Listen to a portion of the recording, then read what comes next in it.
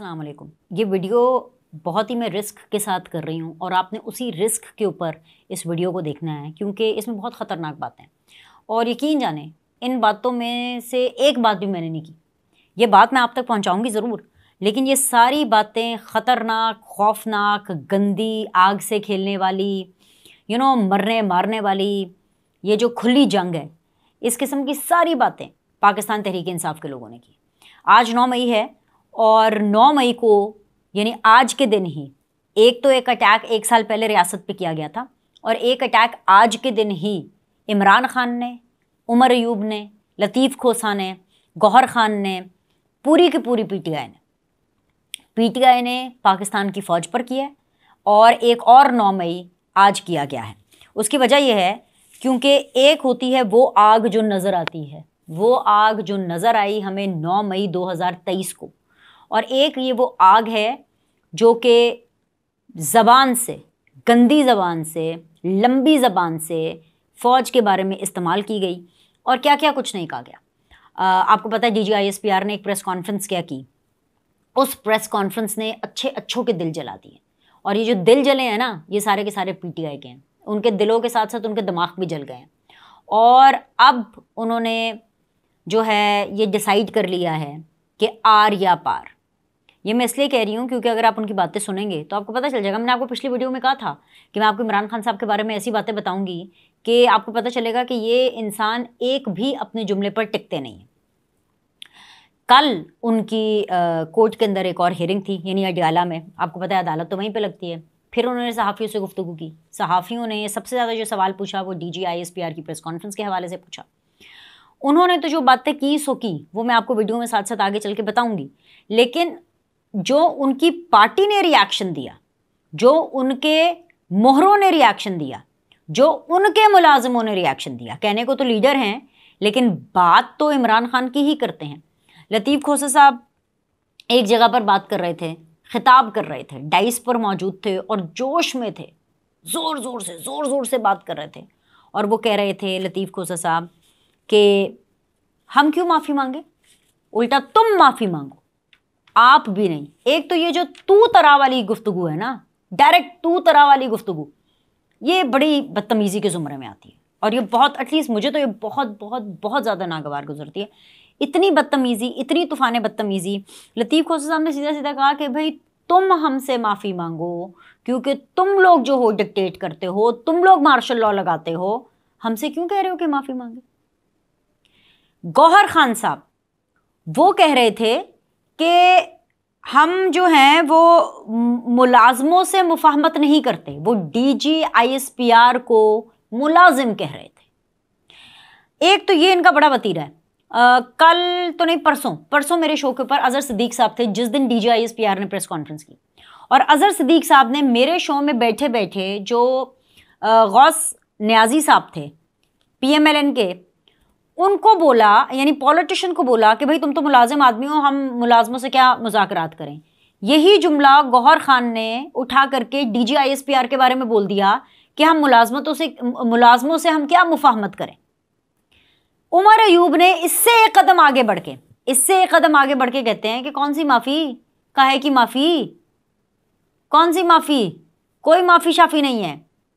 उमर अयूब ने इससे कहीं आगे जाके बोला कि DGISPR को एक बीमारी है और उस बीमारी का नाम उन्होंने बताया है, उमर अयूब ने, कि उनको बायपोलर है, वो बायपोलर डिसऑर्डर है, वो बायपोलर हैं, उनको खुद नहीं पता कि वो क्या बोल रहे होते हैं। DGISPR को कोई क्लैरिटी नहीं है। ये अल्फाज हैं जो उमर अयूब ने इस्तेमाल किए। इसके अलावा असद कैसर ने, मेहर बुखारी का शायद शो था, टेलीविजन के ऊपर नेशनल TV पर बैठकर ये बोला कि कौन सी माफ़ी, काहे की माफ़ी तो हम अपनी बाप से ना मांगे। ये सब जो आग लगी हुई है, ये जो ज़बान से, जो मुंह से आग निकाल रहे हैं, ये इसीलिए निकाल रहे हैं ना क्योंकि DGISPR ने इनको एक्सपोज कर दिया। उन्होंने कहा कि भाई हम तो अपने जर्नैल देने के लिए तैयार हैं, हम अपने साबिक आर्मी चीफों को कुर्बान करने के लिए तैयार है, लेकिन इमरान खान को नहीं छोड़ेंगे। लुब्बे लुबाब यही था ना। लेकिन साथ ही उन्होंने एक ऑफर दी और जितना PTI ने गंद खोला है, जितनी तूफान बदतमीज़ी की है और जितनी रियायत, मैं बार बार कह रही हूँ, जितनी रियायत इस सिस्टम ने उनके साथ की है, जितनी रियायत इस फौज ने इमरान खान के साथ की है, जितनी लीवरेज इमरान खान और उनके एक एक शख्स को, अली अमीन गंडापुर से लेकर के हर वो शख्स जो कि 9 मई में मुलव्वस था और वो पार्लियामान का हिस्सा है और आज़ाद घूम रहा है, दंदनाते फिर रहे हैं, ये जितनी आज़ादी, जितनी रियायत पाकिस्तान की फ़ौज ने इनको दी, जितनी रियायत पाकिस्तान की रियासत ने इनको दी, जितनी रियायत इनको हुकूमत ने दी, पीपल्स पार्टी ने दी, PMLN ने दी, उस सब के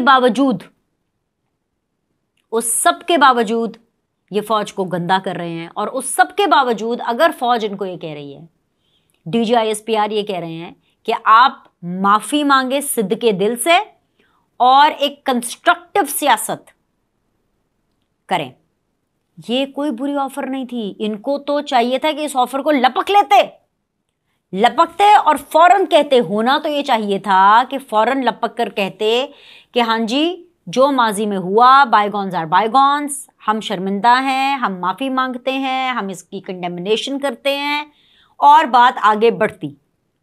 लेकिन इन्होंने इस तरह के बयानात देकर, इस तरह की बातें करके, इन्होंने कहा हमें ये ऑफ़र कबूल नहीं है। इन्होंने साबित किया कि ये एक इंतशारी टोला है, ये फितने का टोला। ओ सच, इंतशारी टोले से मुझे याद आया, गौहर खान साहब ने तो ये भी कहा कि हम जी 70% पाकिस्तान की नुमाइंदा जमात हैं, आप हमसे माफ़ी मांगे, हमें साजिशी टोला आइंदा ना कहना। ये बातें हो रही हैं, तू तरह की बातें हो रही हैं, DGISPR की मेंटल हेल्थ के हवाले से बातें हो रही हैं, उनकी बीमारी के हवाले से बातें हो रही हैं, उनको बीमार डिक्लेयर किया जा रहा है। हालांकि DGISPR बीमार नहीं है, वो बिल्कुल फिट है। मैं आपको बता रही हूँ, एकदम फिट फाट है वो, कोई उनको दिमागी बीमारी नहीं है। ये ज़रूर है कि DGISPR इस वक्त जो मौजूदा आर्मी चीफ हैं, जो मौजूदा DGC हैं, जो मौजूदा ISI है के चीफ हैं, उन सब का बर्दाश्त और सब्र का पैमाना बहुत ऊपर है। वरना मेरे जैसा बंदा होता, जो सीधी सी बात है, मेरे जैसा बंदा होता, मैं 2 लगाती उल्टे हाथ की। सीधी, मैं आपको बिल्कुल सीधी बात बता रही हूँ, कोई लगी लपटी नहीं। ये कोई बातें हैं करने वाली? पागल हैं क्या? मुलाजिम हैं, बाइपोलर हैं, हमें ये ना कहना, तुम माफ़ी मांगो, माफ़ी तुम अपने बाप से ना। अच्छा, सबसे बड़ी बात है, इसी पे डिबेट कर लें, क्या माफ़ी मैं अपने बाप से ना मांगूं, ये क्या जुमला नेशनल टीवी पे बैठ के कोई ऐसा जुमला है जिसके ऊपर आप फ़ख्र महसूस करें? मैं अगर गलत हूं तो मैं तो 10 दफ़ा अपने बाप से माफ़ी मांग लूं, मैं तो अपनी माँ से 10 दफ़ा माफ़ी मांग लूं। इसमें ऐसी कौन सी बात है भाई? ये तो भाई गंदी औलादों की निशानी है। अगर असद कैसर साहब ये कह रहे हैं कि मैं तो अपने बाप से माफ़ी ना मांगूं, उनका ईगो का लेवल, उनकी बदतमीज़ी का लेवल इतना ज़्यादा है कि मैं तो यही कहूँगी, गंदी औलाद, ना मज़ा ना स्वाद। मैं तो यही बोलूंगी ना, और क्या बोलूं मैं कि वाह वाह वाह वाह, बहुत अच्छी बात की है कि अपने बाप से माफ़ी ना मांगे या अपनी माँ से माफ़ी ना मांगे। क्या मतलब पागल हो गए कि इनको कुछ पता तो होता नहीं है कि क्या बोलना है। पता नहीं किस किस्म के नशे में हैं ये लोग। ये कौन सा नशा है? ये कौन सी इनकी डिग्रियां हैं? कौन से पढ़े लिखे लोग हैं? हमें तो यही बताया जाता था, और इमरान खान साहब हमें बता बता के थक जाते थे कि सारे पढ़े लिखे लोग मेरे साथ हैं और सारे पटवारी, अनपढ़, जाहिल, गवर्नमेंट स्कूलों वाले हैं, कम पढ़े लिखे लोग सारे नून लीग और पीपल्स पार्टी के साथ हैं। मुझे तो जितने जाहिल लोग PTI के लग रहे हैं, उससे तो जाहिल लोग मैंने अपनी पूरी जिंदगी में कभी नहीं देखे होंगे, जिनकी ना अकल है, ना समझ है, ना दिमाग है, ना थिंकिंग है, ना जबान है। एक चीज इनकी ठीक नहीं है। फिर मैं कहती हूं कि मैं किन के ऊपर इतना तप रही हूं? उन लोगों के ऊपर जो इमरान खान की पार्टी में है, और उन लोगों के ऊपर जिनको लीड इमरान खान कर रहे हैं। तो इमरान खान साहब खुद क्या कह रहे हैं? पहले तो ये कहते थे इसने कत्ल करने की कोशिश की, DGC ने, फिर DGI ने, फिर एंड पे अब आर्मी चीफ पर आ गए। खैर वो तो मोहसिन नकवी पर भी इल्ज़ाम लगा चुके हैं, शहबाज शरीफ पर भी लगा चुके हैं, राना सनाउल्लाह पर भी लगा चुके हैं, वो पूरी दुनिया जहाँ पर अपने कत्ल का इल्ज़ाम लगा चुके हैं, ठीक है, कि ये सब मुझे मारना चाहते हैं। उसके बाद फिर ये कहते हैं कि जी मैंने फ़ौज के साथ मुज़ाकरात करने हैं। इनके साथ नहीं करने, सियासतदानों के साथ, क्योंकि इनके पल्ले कुछ है नहीं। फिर जब ये कहते हैं कि जी फ़ौज के साथ मुज़ाकरात करने हैं, तो इसका ये मतलब है कि फ़ौज को आप घसीट रहे हैं ना अंदर। तो जब सहाफ़ियों ने बात की, सवाल जवाब हुए, तो उनमें एक सवाल के जवाब में इमरान खान साहब कहते हैं कि मैं क्यों उनसे माफ़ी मांगूँ, उल्टा माफ़ी तो उनको मांगनी चाहिए कि इन्होंने मेरी हुकूमत गिराई, अच्छी खासी हुकूमत चल रही थी, ये मुझसे माफ़ी मांगे, मैं क्यों मांगूँ माफ़ी। फिर उसके बाद कहते हैं कि खुदा का वास्ता है, खुदा का वास्ता है, फ़ौज को सियासत में ना घसीटे, फ़ौज भी मेरी है और ये मुल्क भी मेरा है।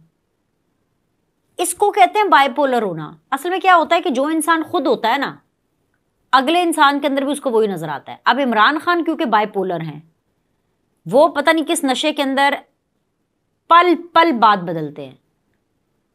एक सवाल के जवाब में बोल रहे हैं कि फ़ौज मुझसे माफ़ी मांगे, दूसरे सवाल इसलिए माफ़ी मांगे क्योंकि फ़ौज ने मेरी हुकूमत गिराई, क्योंकि जी फ़ौज ने इंटरफेयर नहीं किया और फ़ौज ने मेरा साथ नहीं दिया, और दूसरे ही सवाल के जवाब में बोल रहे हैं कि खुदा का वास्ता है, फ़ौज को सियासत में ना घसीटे। फ़ौज को घसीट कौन रहा सियासत के अंदर? तो आप मुझे बताएं, इस बंदे की कोई ज़बान है, कोई एक कमिटमेंट, कोई एक ज़बान, कोई एक ठोस बात जिसके ऊपर ये कायम हो जाए?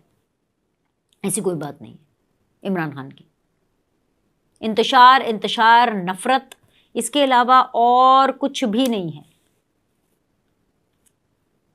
जब इमरान खान साहब ने ये बात की ना, जब मैंने जो सवाल जवाब हुए और वो खबर आई और मैंने जब पढ़ी खबर और मुझे पता चला, तो जब मुझे ये पता चला कि जी इमरान खान साहब ने ये बात की है कि फ़ौज मुझसे माफ़ी मांगे, तो मैंने कहा चलो जी, ये तो बहुत ही ख़तरनाक तरीके तक बात पहुंच गई। ये तो इमरान खान साहब एक्चुअली चाहते हैं कि मुझे एक्चुअली मेरे गिरबान से मुझे DGISI, DGC, DGISPR या आर्मी चीफ मुझे ऐसे आके गिरबान से पकड़े, यानी उनको अगलों को इतना जिच कर दो, अगलों को इतना इंस्टिगेट कर दो, इस लेवल तक ले आओ। और यही काम तो PTI करती आई है, इंस्टिगेट करना, उकसाना, यही काम तो वो करते चले आई है। और फिर जब उसके बाद साथ ही जब मैंने ये पढ़ा कि एक सवाल के जवाब में उन्होंने बोला कि खुदा का वास्ता है फ़ौज को, तो मुझे फ़ौरन ख्याल आया कि अगले सवाल के जवाब में कहीं ऐसा ना हो कि ये पाँव पड़ जाए कि जनरल आसिम मुनीर, मैं आपके हाथ जोड़ता हूँ, आपके सामने मैं आपके आगे पाँव पड़ता हूँ। मुझे तो लगता है कि इनका जो हाल है ना, इनको ना इनकी गिचियों से पकड़ के ना इनकी नाक की लकीरें निकलवानी चाहिए। मैं तो कहूँगी DGI, DGC, DGISI, DGISPR, general Asim Munir साहब, मेरे मोहतरम आर्मी चीफ, मैं तो कहूँगी बस बहुत हो गया भाई। और कितनी इनकी गलाजत सुननी है, कितना इनका गंद सुनना है? कोई नहीं है लोग जो उनके साथ इनको सपोर्ट करते हैं, कोई जी शाउर, कोई अकल समझ रखने वाले इनको सपोर्ट नहीं करते। वो पढ़े लिखे जाहिल है जो इनको सपोर्ट करते हैं। आप ये इसकी टेंशन ना लें, आप इस चीज़ का प्रेशर ना लें कि अगर ट्विटर के ऊपर आप लोग के ख़िलाफ़ महाज खोल देते हैं या सोशल मीडिया के ऊपर महाज खोल देते हैं या ये क्या कहते हैं, आप लोगों को ये इम्प्रेशन देते हैं और आप लोगों को इस चीज़ से चंद जो बॉट्स की वजह से ही आप लोग को इन चीज़ों से इफ़ेक्ट कराते हैं कि देखिए जी कितने लोग निकल आएंगे मेरे पीछे। इनको ना गिचियों से पकड़ के ना इनकी नाक की लकीरें निकलवाना है और इनको निशाने इबरत बनाना है लोगों के लिए, बाकी पाकिस्तानियों के लिए, ताकि बाकी कोई और पाकिस्तानी ये करने की सोचे भी ना, जो पाकिस्तान तहरीक इंसाफ 9 मई के हवाले से 2023 में कर गई है और 9 मई के हवाले से 2024 में जबान से आग के गोले फेंक करके कर रही है। ये फितना पसंद लोग हैं, ये इंतशार पसंद लोग हैं, ये है इंतशारी लोगों का टोला, ये है फितने, ये लड़ाई चाहते हैं, ये है फप्फे कुट्टन लोग, इनकी अपनी कोई थिंकिंग नहीं है। ये पाकिस्तान को अमन, सुकून, शांति के साथ आगे चलने देना नहीं चाहते। इनको जितनी जल्दी फिक्स किया जाएगा उतना ही बेहतर होगा। अभी के लिए इतना ही। लाइक करें, सब्सक्राइब करें। आपसे अगली वीडियो में मिलते हैं।